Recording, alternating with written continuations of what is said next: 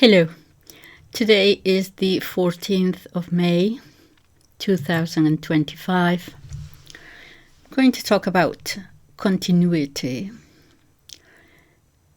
This is a quote by President Putin during the celebration of the Great Patriotic War. He said something that actually caught my ear. That we may behave in a way that our ancestors may not be ashamed of us. I started thinking about it, the continuity. Then I saw more of the new Pope talking to the press and singing the Regina Coeli and a little bit of tradition there. And it seems that the press, I'm not going to talk about the Pope today, just to introduce what I'm going to talk about. It seemed that the press at the very beginning was jubilant. Oh, the successor to Francis and so on. And then he started doing a little bit too much Latin or too much of something or other. And they got the whiff. Ooh, perhaps he's more orthodox than we thought. So I do expect attacks to become fast and furious. Not necessarily right now at the beginning, but they will come. From the vulgar press, it will be on the usual things that we all know, the usual attacks, I'm sure. But it's also, I thought about this, it also coincides with people who are watching him. They seem to be, generally speaking, attracted to this man. They seem to like him somehow. And this is a dangerous thing for the Catholic Church in the sense that its enemies are not going to stay still. They haven't for the last 500 years. And at a time when we see, for example, the Anglican Church having some problems and so on, this imbalance, I think, that the Catholic Church might be getting some momentum and the others may be disintegrating, I don't think that this is going to be allowed for too long. So do expect the arrows to start. But in any case, that is not my point. My point is just as an introduction to what I'm going to talk about today. Because this thing that we used to hear about, and we're still hearing, I think, about the Antichrist. And so that's something that I have never personally used, but it seems to be there. Certainly when Francis was there, the Antichrist, all this. But it refers to something evil, whatever it is. But it seemed to me that this figure would never be some evil that we could see plainly. Not the Emperor Nero that you can see, not Stalin, not Hitler, or someone else today, some other. It always seemed to me that he would be a figure who goes around acting more like a good guy. He might even perform some false miracles, selling you a false peace or a false justice. The danger is not in those wicked, evil people that you can see, but those who might appear to be good and normal, and who they are nevertheless actually evil.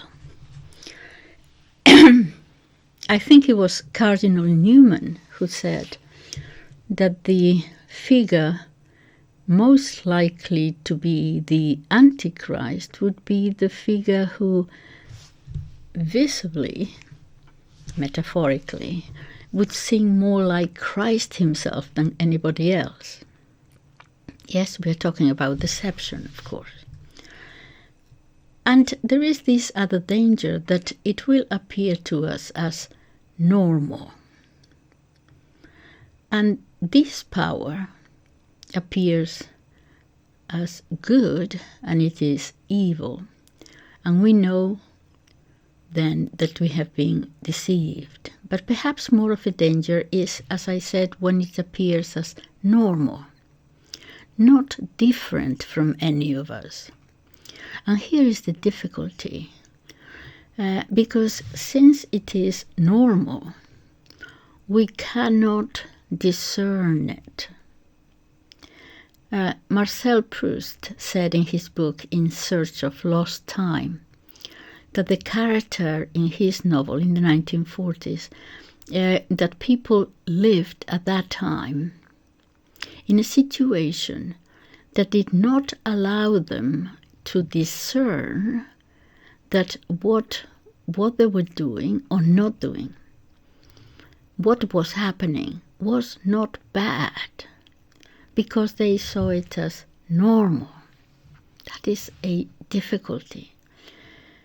In a moment, in a few words, I will say a word or two about how the majority of the population has come to be so terribly manipulated without noticing it, and artificial intelligence and so on. But before I get to that, let me first express it in old-fashioned talk, just to set the framework.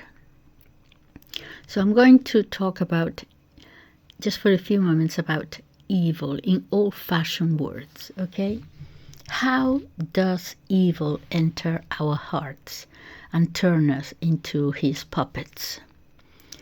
Because evil has that capacity. Evil has that capacity. Evil knows that he is capturing you a step at a time, and once you open the door, it enters in, and you will see it as something normal. But before you see it as normal, it will create the conditions where you come to be comfortable and content and satisfied and feel good, a sense of well-being. And this hidden evil is worse in many cases than the evil that you are able to see. Because when you see it, you are in a position to confront it more easily. And this might be called a religious talk, but it's not going to be. Let me bring it back to the now. A word on ideologies. I personally think that ideologies are substitutes for religion. I could talk about it for quite a while, but some people become fanatics almost of the ideology they possess. Not necessarily, of course, but you might be a very reasonable person defending a political point of view according to your very own life experience, of course. And that is reasonable. That is a political stand, a political point of view. But I'm talking about ideology, that funnel through which you squeeze everything and comes out at the end as this thing through which you understand everything else in life. An ideology means breaking the reality of something, and you see everything through the prism of that idea. that is going to explain everything, the global, the historical, the political, the social, the economic. And Nietzsche, the philosopher, had this insight when he said that beneath all that, beneath so many ideas and concepts and narratives and discourses and freedom and democracy and progress, he said always, deep down, there's only one thing. He called it the will to power. That is the desire for dominion. Dominion over everybody else. An anxiety to get to power, to dominion over others, obviously, because if you are by yourself in a desert island, that dominion over things is a totally different thing. I think that that is what he says is partially true. Partially because it is not truth, the truth. Partially because I look at this ultimate, final, anything, whatever it might be, I look at it rather from a Catholic point of view, a religious perspective.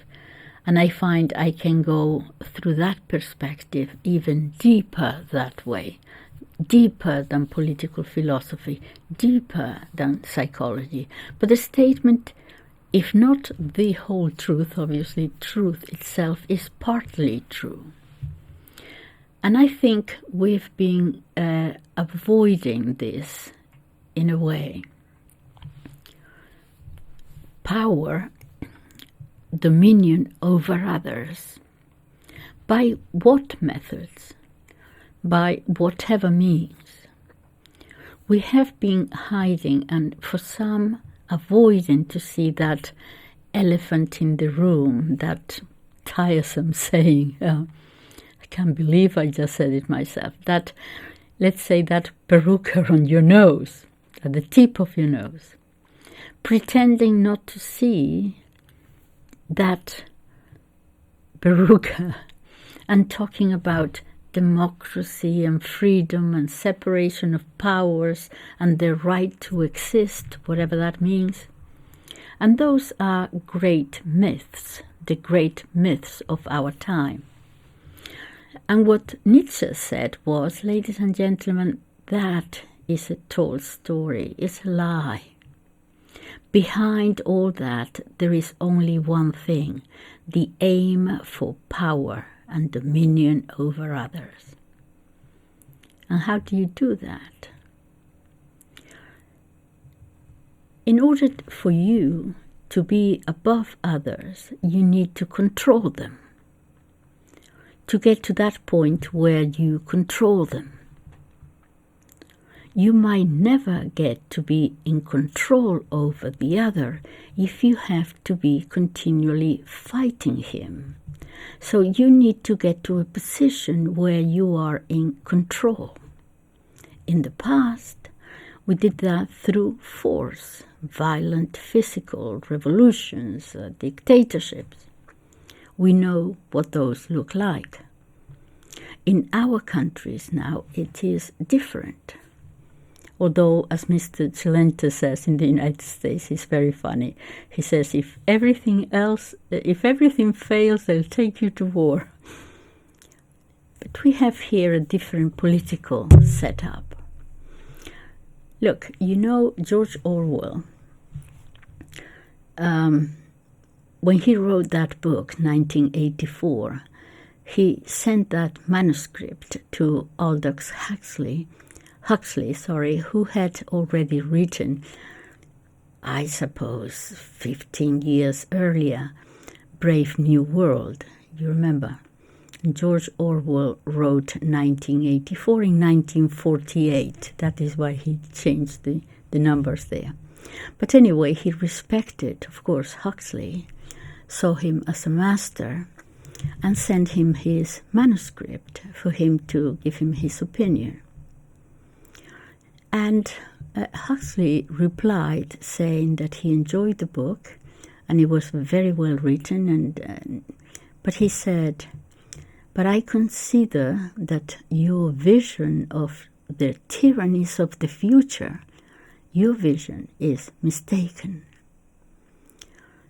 You think of tyrannies of the future in terms of prisons and clubs and methods to punish people with.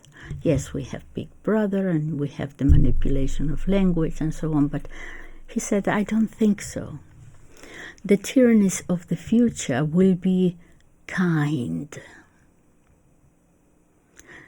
The tyrannies of the future will make us feel good. The tyrannies of the future will mold us in such a way that you wouldn't see them as tyrannies. They carry no clubs to hit you with, but velvet gloves that caress you. I do agree with his vision that Orwell's vision was somewhat outdated, still seeing the world in terms of communism and fascism and dictatorships, but many people still do view the world this way. You are a fascist, you are a communist, and an anti-this and an anti-that. No. Those splits are from another era. We have left that era behind. The new tyrants are no longer like these old tyrants that crushed your body and crushed your will. They no longer crush your will. They are much more sophisticated. They mold it gently. I am coming to the soul, I haven't forgotten it.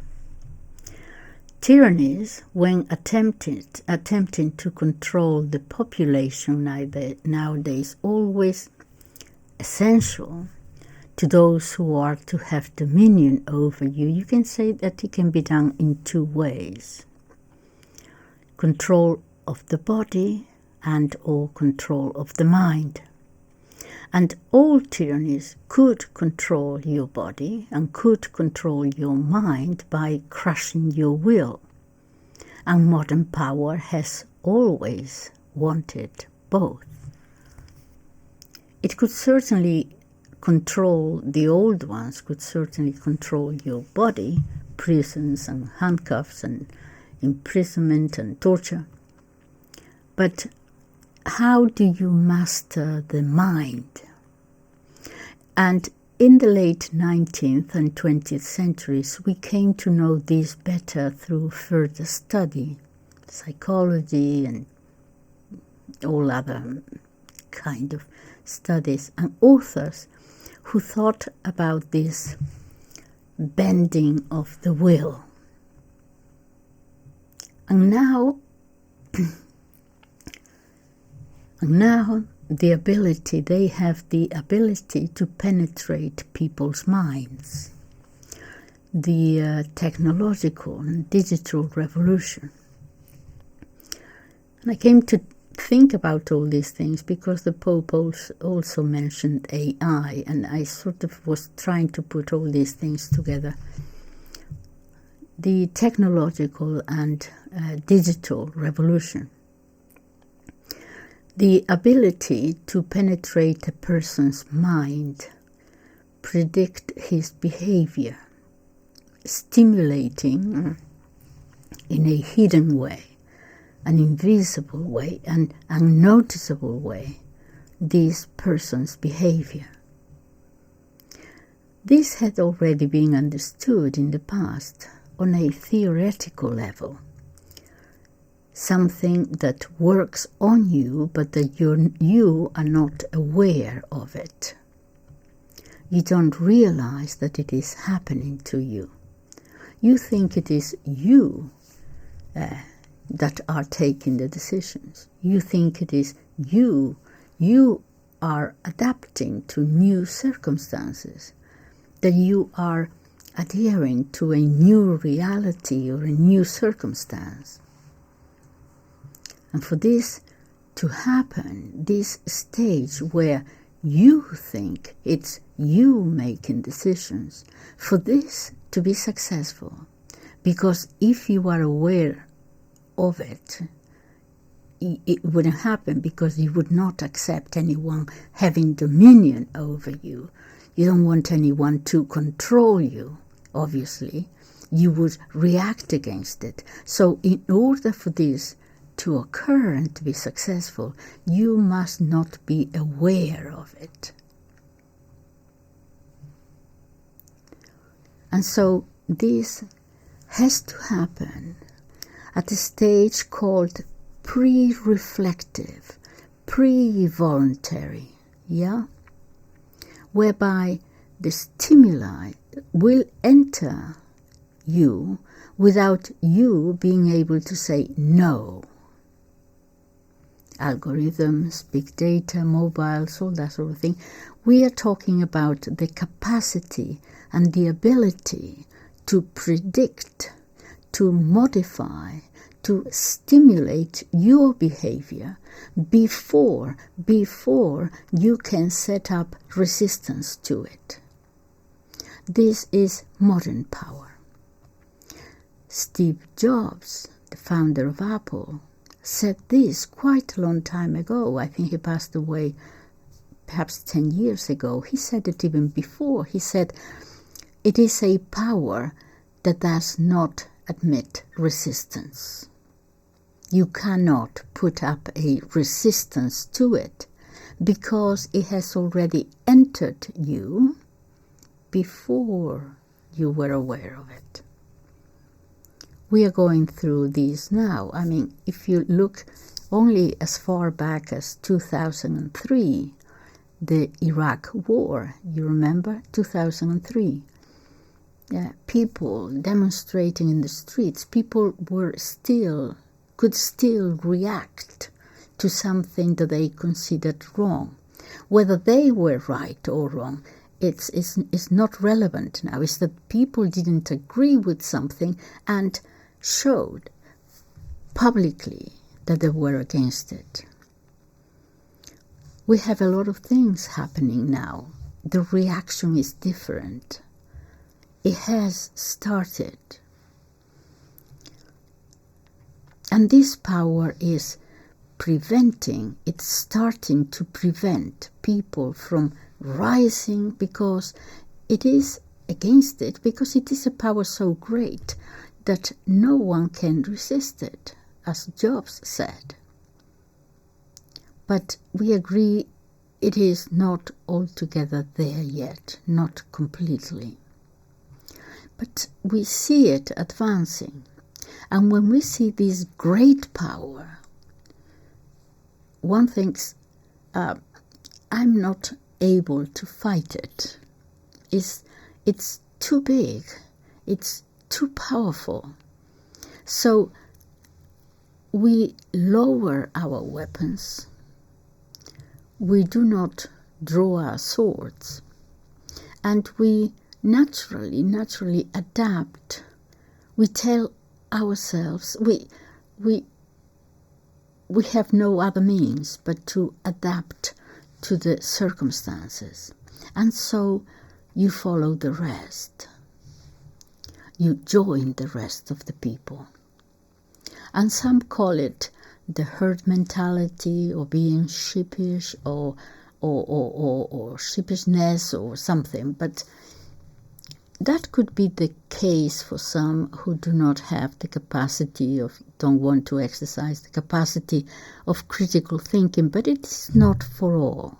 I think it's quite a natural reaction in a human being.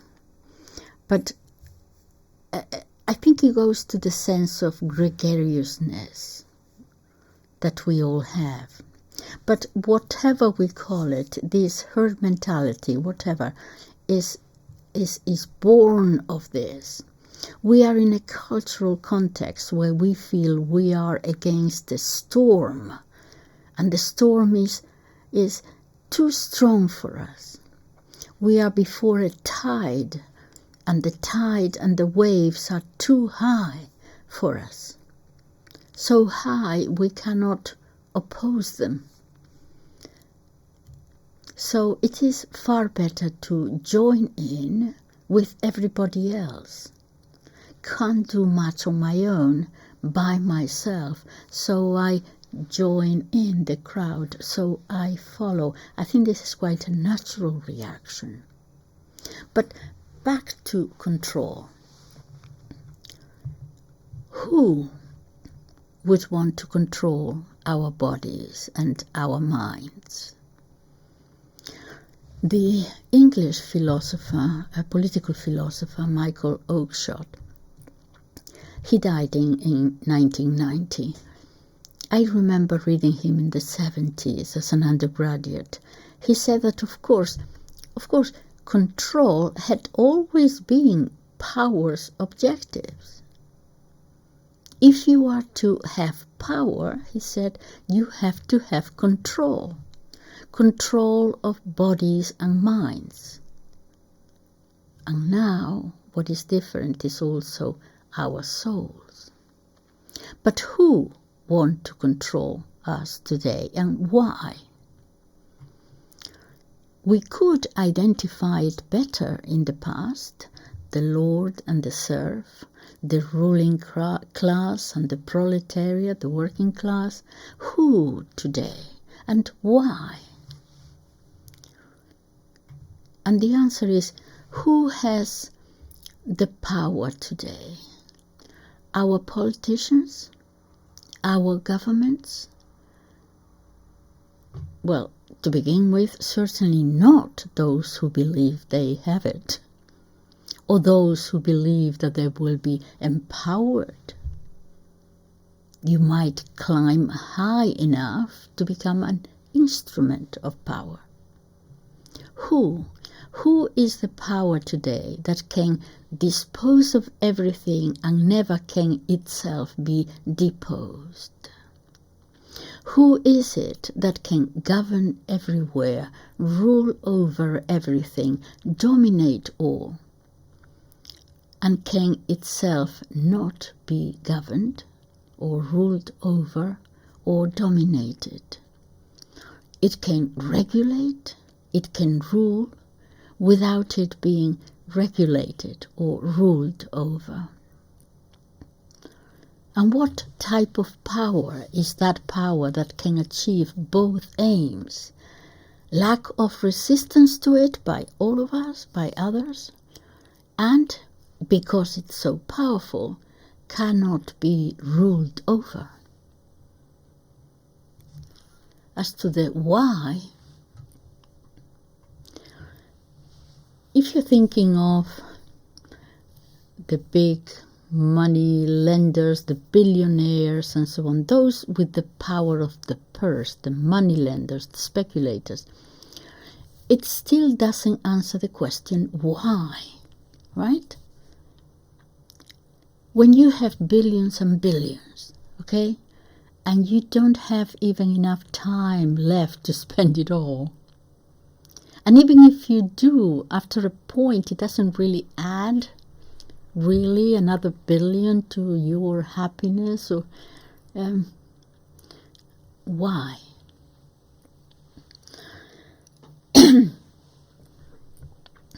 You remember I told you already, I think twice already, I'm going to bore you again, about, and I will say it very, very quickly because I've already said it twice, I think, about Dostoevsky's thesis about power, yeah? If you allow me to say it once again. In the book, The House of the Dead, if you haven't read it, you have to read that book. Please read it. Talking about himself when he was in Siberia, in a prisoner's camp there, you remember, and the criminals, if they did something wrong, he was an observer of people, okay? when the criminals would do something wrong, this in the 1860s, 50s. Well, it is important because you see the serfs were freed in Russia in 1861. It is important, but in any case, okay. So the criminals were punished with floggings, okay, scourging them with whips, and he noticed very quickly. He noticed sort of 3 or 4 stages. One of them, the people in charge of doing the lashing were called executioners, and he noticed this change in the executioners. At first, it was just a job. It was just a job. So there they were, the criminal was there, and they would start 1, 2, 3, 4, whatever, 50, 100, whatever they were supposed to be punished with.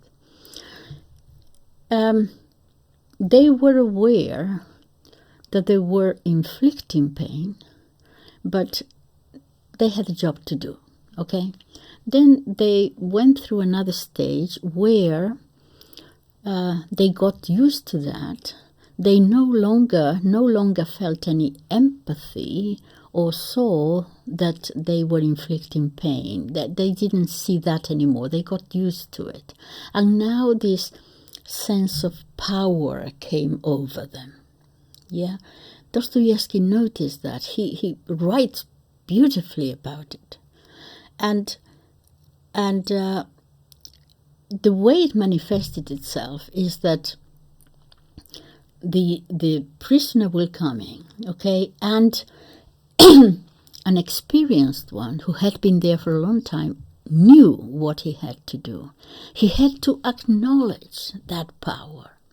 So he would get on his knees and say, "Oh, please, please go easy on me. I have a wife and 8 kids," or whatever, okay? They were acknowledging, "I know that you are powerful." Yeah? The rookies, the novices who didn't know and went there a little bit uppity, like saying, "I am not going to cry, I'm going to, not show any pain," that kind of thing. They noticed that and they would get it double because they were not acknowledging that power. Yeah. And anyway, it goes through stages. The last stage, just to do it very quickly, was when finally they got pleasure out of it. So it was beyond "I am powerful here." It was getting pleasure out of inflicting pain. The empathy was gone, everything else was gone. There was a pleasure there. You could even call it sexual, but certainly sensual pleasure. And the problem with pleasure, like a drug, is that you need more and more to feed it, yeah? So it's not enough that you have done this and you have inflicted this, but you need more pleasure out of it. Yeah. So anyway, that is how he explained it. I'm trying to answer the question, why? Why, when you have billions and billions, if those are the ones in power, why would you need this control, this extra power that you want? So, at one point, power and the exercise of that power over others becomes almost sensual, let's say. This is, if you think about it, is quite logical in a way, because when decadence begins, that is, when you have too much of anything, you have too much money, you have too much sex, you have too much whatever it is, the old sins, the old commandments, lust and gluttony, an old-fashioned word, right? Eating too much, how can that possibly? But remember that the old Hebrew language didn't have words to express abstract concepts, and so they speak in very tangible examples. Too much food, yes, what does that mean? Too much, you are satiated, you give too much pleasure to the body beyond its needs, kind of thing. And when you are satiated, decadence begins, and then that leads to moral degeneracy, inevitably so, expressed usually back in the body, with the body physically. The wound is intellectual and spiritual, but it expresses itself in its last manifestation in the body physically. And I was thinking, this is probably why one of the reasons why in Catholicism we attach so much importance to the tangible, or we express so much by physical means, has actually, I just began to realize this, it has actually it might have a theological connotation, a theological meaning behind it. So anyway, I mentioned Dostoevsky, and he is 19th century, but the Pope is an Augustinian, right? There's all these videos that and so he's an Augustinian. Okay, right. Oh, St. Augustine, 4th century. Believe it or not, in his Confessions, he referred to that sensual degeneracy that you get from power, and he called it dominion libido. Libido, dominion, libido. He knew what he was talking about. If you haven't read his Confessions, please read St. Augustine Confessions. Magnificent book on everything, including psychology. It starts slow because he is after a life of pleasure. He had a kid here, he had something else there, his mother, Saint Monica, crying her eyes out because of the life he was leading. And eventually he converted back to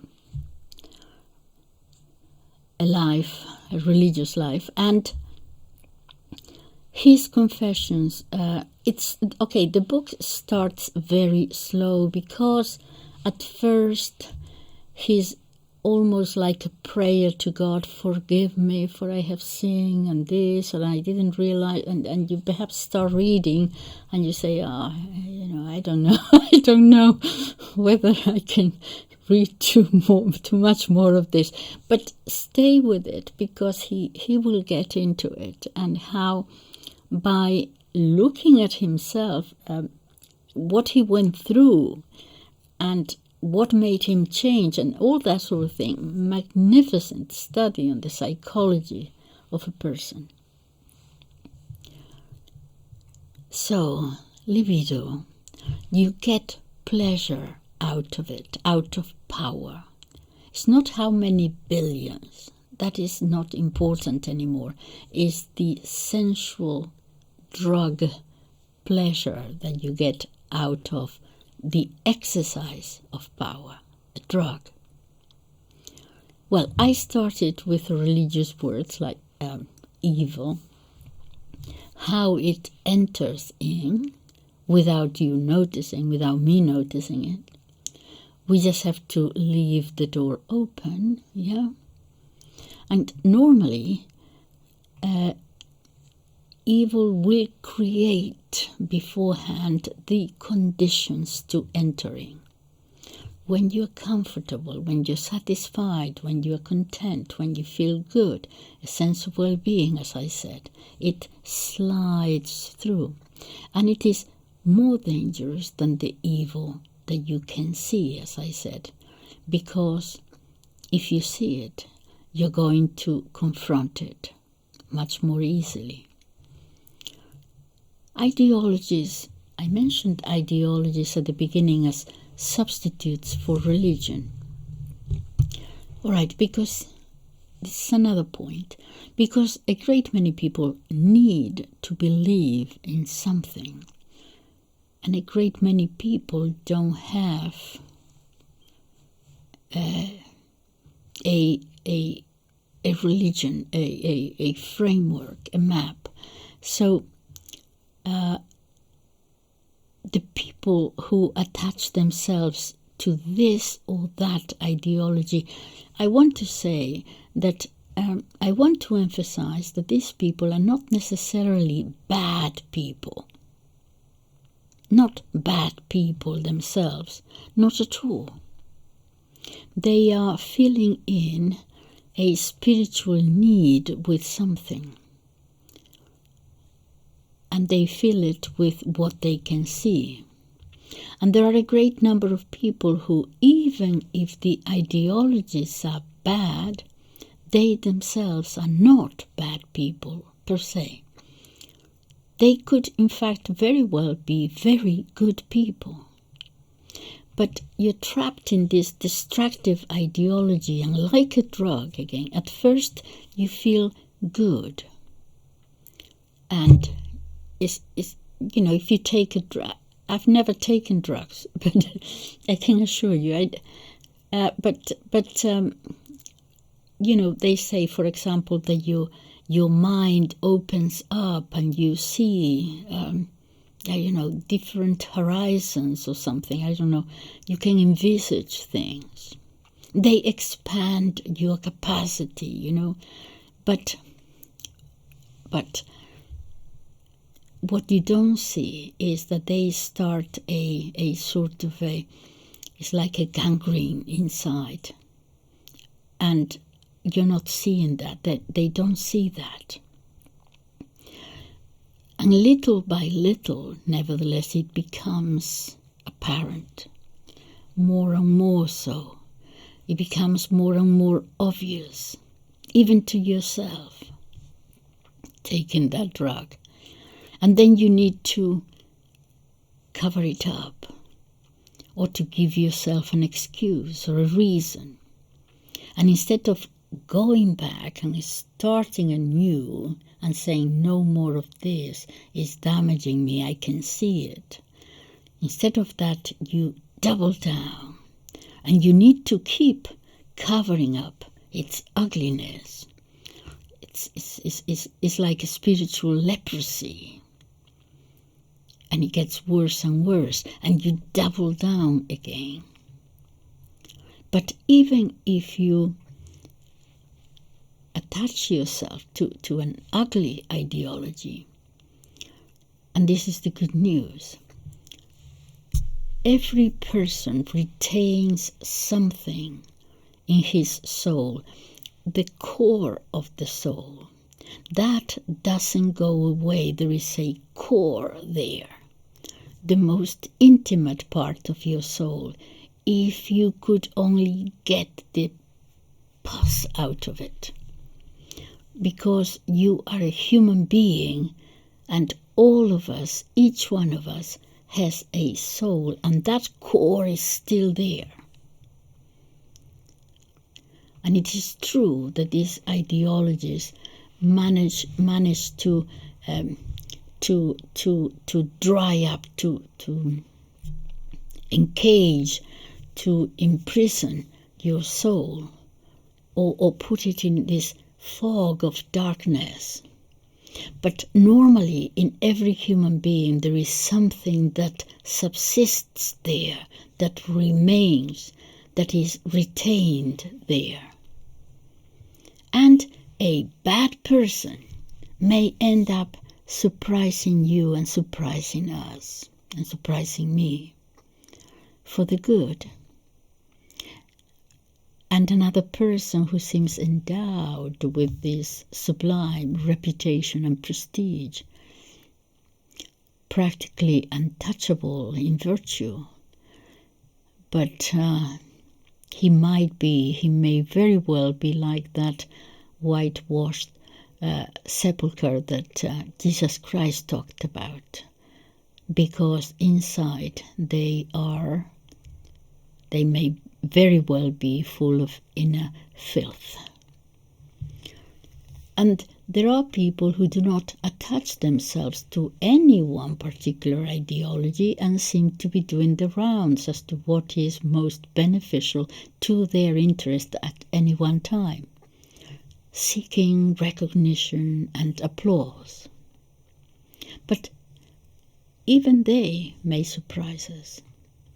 So we cannot all the time judge people morally by the ideology that they hold. Perhaps we should try to rescue them. I say this only because generally what ideologies do is to instill in us robotic passions.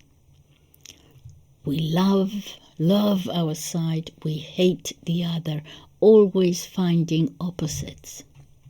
And this is what makes them so powerful, because they create antagonisms in society. And that is their purpose anyway, to begin with. They get human beings to group together, not group together for the whole tribe to survive, not bring people together to gather the harvest together for the benefit of the community. No, on the contrary, to gather together to become battering rams of one against the other. Because hate is very easy. Concise and to the point. I hate you because you're blue, and I hate you because you're red, and I hate you because you're old, and I hate you because you're young, and because you're black, and because you're white, because you are Catholic, because you're Jewish, because whatever. Because I see you, in order to protect myself, I have to see you as the opposite. It's very simple, hate, very simple. But if we get to know the person, we might find that the one we considered despicable might nonetheless be capable of great nobility. I have experienced this. And the one we thought sublime might be interiorly, inwardly quite rubbishy, actually. I talked about Orwell and Huxley earlier, and tyrants, old and new.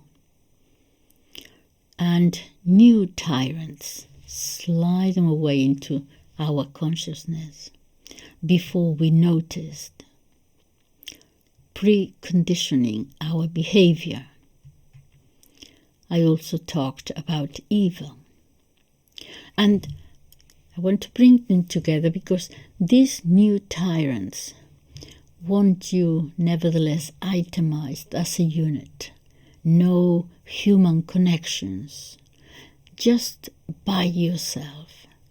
They entered in your consciousness, and they want people to have no commitments, preferably. Uncommitted people. And having covered our soul and our will with this preconditioning fog, where you are either by yourself or in that group, but an uncommitted group, numbers, is what provides the security, not connection or affection or common purpose, just numbers. You feel safer there with the numbers. They, the new tyrants, the new tyrant, let's say, They have prepared the conditions so that we don't commit ourselves to anything.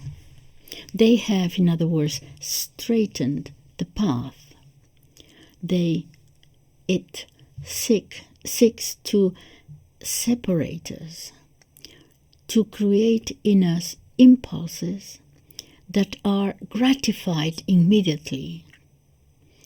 And we end up living this life, this nervous life, anxious life, where we believe ourselves little gods who need no one else to create a society divided, detached, anxious, nervous lives. How many people can sit down and read a book nowadays? And even with visual stimulus, many good lectures on YouTube, for quite a long form, as they say. And most people just scroll.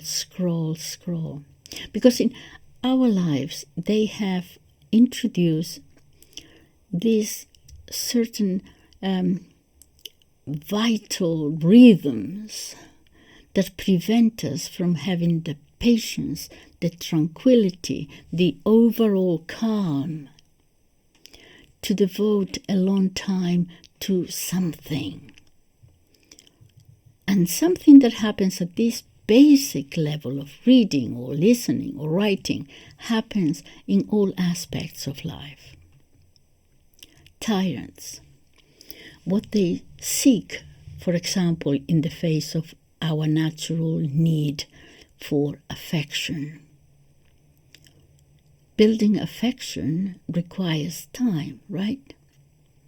Even those united by blood, our families, you need time and togetherness and to build up that affection.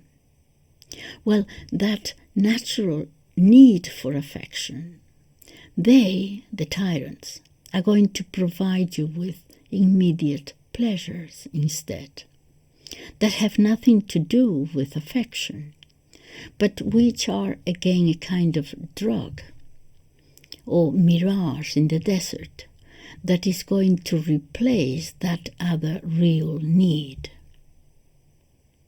Dating apps for the young, imagine. Isn't that magnificent? No need for you to waste time, stop messing around trying to know somebody, getting to know some person. No, click here. The tyrant wants you disconnected, because when you are disconnected, you have nothing to fight for. You only fight for your own appetites. But you are never deprived if you just click on this here iPhone. And now you're satisfied. And since your life is going to be sterile, to the point that you can actually live in a hovel, as long as you have that screen where you can go on clicking, everything is fine. What the tyrant wants in the end is that you do not build anything lasting. Because if you don't build anything lasting, you become a wimp. And with a wimp, they can do whatever they want. On wimps, they can imbue them with whatever ideas they want. Because they are alone, unattached from other humans. Hence much more easily manipulated. Because you're alone. You and your screen. And you're going through that screen. You're going to keep receiving all those messages. That is your connection. The human connections, the human links have been removed. And instead you now have these hyperlinks, these cyberlinks, connected to the tyrant's cyberlinks who can reach you anytime he wants, in your room, through screens, continually. Well, no wonder you're nervous and anxious and jumpy, and you react. Your only connection is a screen. Lots and lots of messages and reactions to messages. Since your life is empty, you need an accumulation of experiences. Not the experience of life. You have to fill it up with many, many different diverse experiences, one after the other, at a dizzying, maddening pace. That's what the tyrant wants. This lack of human ties is premeditated. Yes, it is. Of course it is. And the propaganda is different from what it was in the past. We know that. There was, of course, manipulation in the past. You know, I'm reading a magnificent book in Spanish about those who fled during the Spanish Civil War to France, mainly intellectuals and people of the left and so on, and how they were treated in France. And they go through a lot of, because they were all, many of them were, had a police file on them. And a marvelous writer, José Manuel Prada, has written 2 great books about this situation. And I'm going to talk about this to you because it's such a magnificent book. Anyway, it's about also the Germans in France and propaganda. This is what I want to discuss with you. I'll do it in another video because this is probably going now for too long. But, just to give you a hint of it, I won't go through the people themselves because, famous writers or sculptors or painters or whatever, because you probably don't know them. But you know one, Picasso. Picasso, who has practically been elevated to the altars of art and politics. And nevertheless, he was a horrid little person. You won't believe it. Betraying his friends to the Germans, etc., etc. I'll tell you in another video. And about some other things. I will because what I'll do is I'll try to play on this difference of the old propaganda and the new. Yes, the German propaganda worked very well. It was very, very effective, of course, but by today's standards, rather rudimentary. All that in another video. Probably the next, unless something else. All right, I'll leave you here now, and thank you very much for listening. Thank you. Bye-bye.